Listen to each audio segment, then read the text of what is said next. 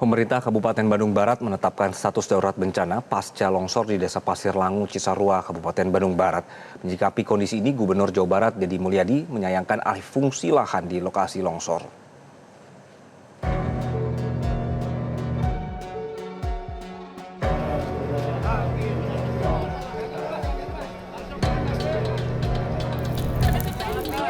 Gubernur Jawa Barat Deddy Mulyadi turun langsung membantu proses pencarian korban longsor di Desa Pasir Langu, Cisarua, Kabupaten Bandung Barat pada Sabtu 24 Januari 2026 sore kemarin.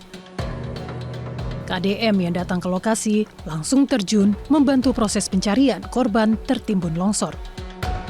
Pada kesempatan itu, KDM menyoroti lokasi bencana yang semestinya merupakan kawasan areal pohon penahan tanah dan air, namun faktanya saat ini disulap menjadi kebun bunga dan sayuran. Ia menjanjikan akan merelokasi para korban longsor agar tidak terulang kembali kejadian serupa.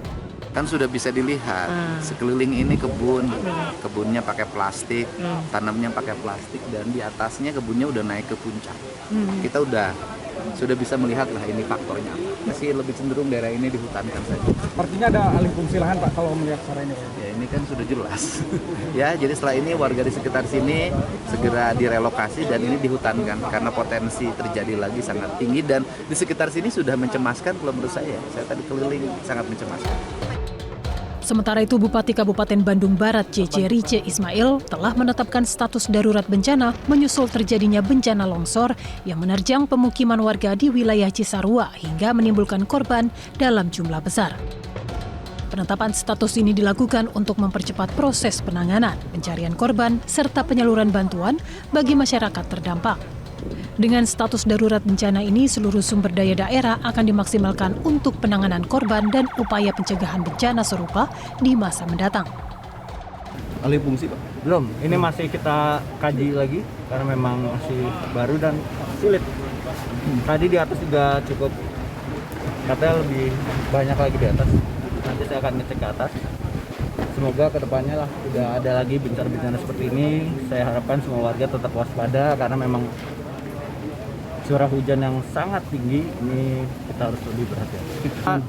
Kita tetapkan ini darurat bencana karena korban sudah luar biasa banyak. Nanti juga kita akan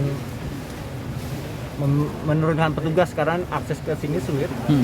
Jadi ada petugas supaya menjaga alurnya supaya bisa bantuan cepat masuk. Kedepannya, pemerintah daerah akan memperkuat langkah mitigasi bencana mengingat wilayah Bandung Barat dan Jawa Barat secara umum merupakan daerah rawan bencana. Dari Bandung Barat, Jawa Barat, Edwin Hatnansyah, Metro TV. Sudah bergabung bersama kami Sekretaris Daerah Provinsi Jawa Barat Herman Suryatman. Selamat sore, Pak Sekda. Ya, selamat sore, Sampurasun. Ya, Pak Sekda, jadi untuk saat ini bagaimana kondisi terkini di longsor Cisarua, terutama terkait evakuasi warga dan penanganan rumah yang terdampak, Pak? Ya, baru saja kami mendapatkan update dari Posko ya, dari Basarnas yang melid proses pencarian dan evakuasi, dan dapat kami laporkan ke warga masyarakat bahwa sampai pukul 16 karena sekarang dihentikan, akan dilanjutkan besok hari. Ya, warga yang ditemukan ada 15 body fact ya untuk hari ini. Jadi total warga ya hilang yang sudah ditemukan ada 24 warga atau 24 body fact jenazah dan langsung ya diserahkan ke tim DVI Polri. Baik, Pak Sekda, di antara begitu banyak aspek yang kemudian harus ditangani ya Pak, mana yang menjadi prioritas utama Pemprov dalam percepatan pembenahan, Pak? Jadi dua prioritas kami yang paling utama, yang pertama evakuasi ya untuk memastikan warga yang masih hilang bisa ditemukan. Jadi apabila 24 body fact sudah ditemukan, masih ada kurang lebih 66 ya warga yang masih tertimbun, kita akan ikhtiarkan semaksimal mungkin. Itu fokus yang pertama. Fokus yang lainnya adalah untuk memastikan warga pengungsi baik yang terdampak langsung ada 23 jiwa, demikian juga warga masyarakat lain ya sekitar lokasi bencana yang diperkirakan masuk ke zona berbahaya. Jadi itu dievakuasi dan kami siapkan tempat di Balai Desa Pasir Langu, ya, Kecamatan Cisarua, Kabupaten Bandung Barat. Hari kemarin Pak Gub memimpin langsung, bukan hanya proses evakuasi, termasuk bagaimana manajemen warga masyarakat yang ada di pengungsian di Balai Desa. Ya, warga masyarakat hari kemarin diberikan bantuan, ya, diberikan biaya untuk mengontrak rumah serta untuk kehidupan sehari-hari, makan, minum untuk beberapa bulan ke depan. Satu kepala keluarga diberikan santunan 10 juta dan kemudian ditindaklanjuti oleh kepala desa dan jajaran untuk dimonitor, dikonsolidasikan, dan tadi kami cek untuk warga yang ada di balai desa pengungsi sudah berkurang, tapi masih ada, ya, baik di balai desa maupun ada di GOR, masih satu komplek, ya, di desa Pasir Langu. Kami nanti akan cek kembali apakah belum mendapatkan santunan atau ada tambahan area warga yang dievakuasi, tapi jumlahnya relatif berkurang dibanding dengan hari kemarin. Dan tentu kami dari Pemda Provinsi Jawa Barat bersama Kabupaten Bandung Barat memastikan layanan kesehatan termasuk dukungan logistik, ya, dipenuhi dengan baik. Kami sudah menurunkan dapur umum, ya, dari Dinas Sosial Pemda Provinsi Jawa Barat, kapasitasnya bisa untuk memberikan logistik 750 orang. Begitu, dan tentu kami sinergi juga dengan berbagai pihak TNI Polri untuk bersama-sama mengatasi pasca longsor di Kabupaten Bandung Barat ini. Jadi dua hal itu yang menjadi fokus kami. Satu, warga yang belum ditemukan, kita lakukan evakuasi, ya, seoptimal mungkin. Kemudian warga lainnya yang terdampak, yang mengungsi, kami berikan perhatian serius, ya, terutama dari sisi logistik dan kesehatan yang harus diperhatikan. Oke, Pak Sekda, Presiden juga disebut sangat memberikan perhatian khusus, ya, Pak, terhadap bencana ini. Kemudian juga meminta percepatan pembenahan pasca bencana. Dari Pemprov sendiri, apa langkah konkret, Pak, untuk memastikan arahan ini dijalankan cepat dan tepat sasaran?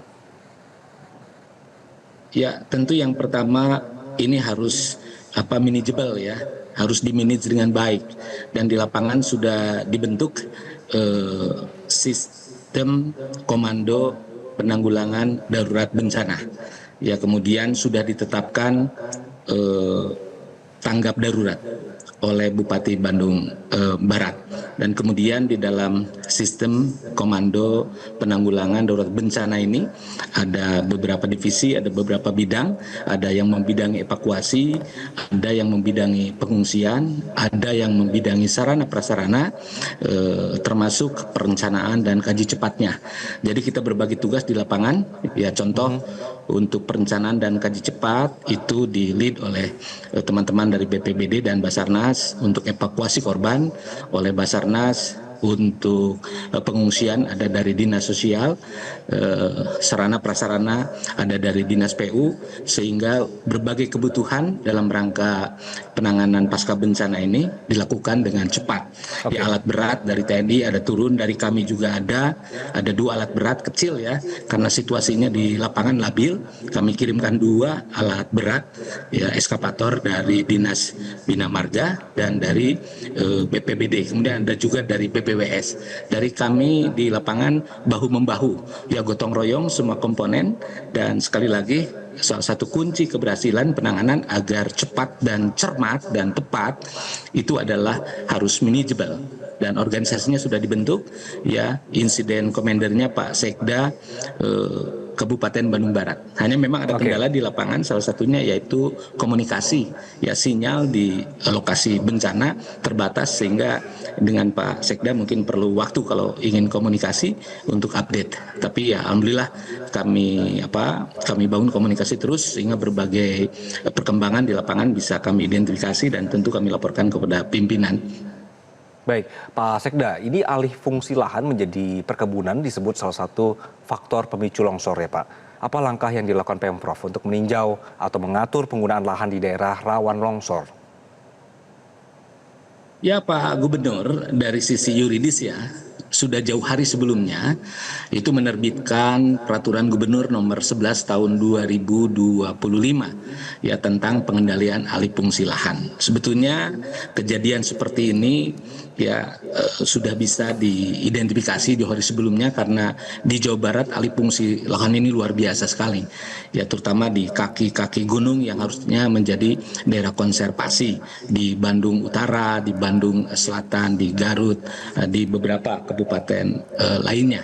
Ya karena itu Pak Gubernur mengeluarkan Pergub tentang pengendalian alih fungsi lahan semata-mata untuk kepentingan masyarakat, jangan sampai terjadi bencana. Walaupun saat ini ada bencana, bisa dibayangkan apabila tidak strong ya dari awal kami tidak fokus terhadap pengendalian alih fungsi lahan, bisa jadi lebih dari apa yang kita saksikan saat ini. Tentu ini PR bersama, ya pengendalian lahan tidak bisa seperti membalikkan telapak tangan, tapi upaya kami lakukan terus-menerus. Ya tadi kami sampaikan Pak Gubernur dan kami beserta jajaran ya sinergi dengan TNI, Polri, strong ya terkait dengan penindakan apabila ada alih fungsi lahan yang tidak akuntabel. Bahkan terakhir ya beberapa bulan yang lalu Pak Gubernur mengeluarkan surat edaran ya terkait dengan penghentian sementara ya perizinan perumahan. Salah satu pemantik adalah oknum pengembang yang kurang memperhatikan ekologi, yang kurang memperhatikan daya dukung lingkungan. Ya karena itu kami mengeluarkan surat edaran dan Pak Gubernur menugaskan kami termasuk Satpol PP langsung ke lapangan untuk menutup apabila ada kawasan yang tidak berizin. Termasuk yang berizin juga apabila ada risiko lingkungan, ada risiko banjir dan longsor, kami hentikan dulu sementara dan kami kaji secara cermat untuk memastikan bencana banjir dan longsor bisa kita mitigasi, bisa kita antisipasi. Jadi kebijakan makro dari Pak Gubernur adalah ya pertumbuhan ekonomi yang terus kami pacu ya diimbangi dengan daya dukung lingkungan. Itu saya kira hal mutlak ya karena tidak bisa pertumbuhan dipacu tapi kita kesampingkan daya dukung lingkungan atau kelestarian lingkungan. Keduanya harus saling melengkapi. Tentu apabila memilih, yang pertama tugas negara adalah memastikan warganya terlindungi. Tugas pertama negara memastikan warganya aman. Ya kalau harus memilih ya tahapannya pondasinya adalah daya dukung lingkungan, baru pertumbuhan. Ya, Pak Sekda. Itu ya yang standing position kami. Tapi dalam praktiknya kami mengikhtiarkan agar perdu kasambut sunat kalampah kalau kata leluhur. Jadi yang wajib kita dorong, yang sunat juga kita dorong. Ya karena bagaimanapun juga kita butuh pertumbuhan. Dan hari ini pertumbuhan Jawa Barat sangat bagus, 5,2% di atas pertumbuhan nasional. Hanya untuk daya dukung lingkungan ini harus dipacu kembali. Ya. Oke. Nah, berarti kan sebenarnya aturannya sudah ada Pak ya, aturannya juga sudah lengkap berkenaan dengan alih fungsi ini. Nah, tapi apakah ada semacam langkah konkret Pak untuk memastikan aturan ini bisa ditegakkan di lapangan, terutama untuk kawasan-kawasan longsor atau rawan longsor? Ya, melalui Satpol PP, melalui Dinas Lingkungan Hidup, Provinsi maupun Kabupaten Kota, ya kami melakukan penegakan aturan. Dan beberapa diantaranya tadi kami sampaikan, sudah kami tutup. Ya, kami pakai Satpol PP lain, ya ada yang ditutup permanen apabila memang tidak berizin dan ada yang ditutup sementara apabila berizin tetapi harus dievaluasi, harus ditinjau dari sisi mitigasi bencana longsor dan banjirnya. Kita ketahui bahwa Jawa Barat adalah provinsi rawan bencana, terutama bencana hidrometeorologi, sehingga memang semua pihak ya harus sadar begitu dan pemerintah insya Allah kami akan mengawal, tetapi yang jauh lebih lebih penting adalah partisipasi kesadaran warga masyarakat ya, jangan sampai nyuri-nyuri dari belakang, jangan sampai lengah begitu, karena kalau sudah kejadian yang rugi adalah kita semua. Baik, Pak Sekda, terima kasih Pak untuk penjelasannya di sore hari ini. Kita sama-sama berharap operasi pencarian terus bisa berjalan dengan baik dan juga penataan wilayah rawan longsor juga akan lebih baik di Jawa Barat. Terima kasih Pak sekali lagi. Selamat sore. Download Metro TV Extend sekarang.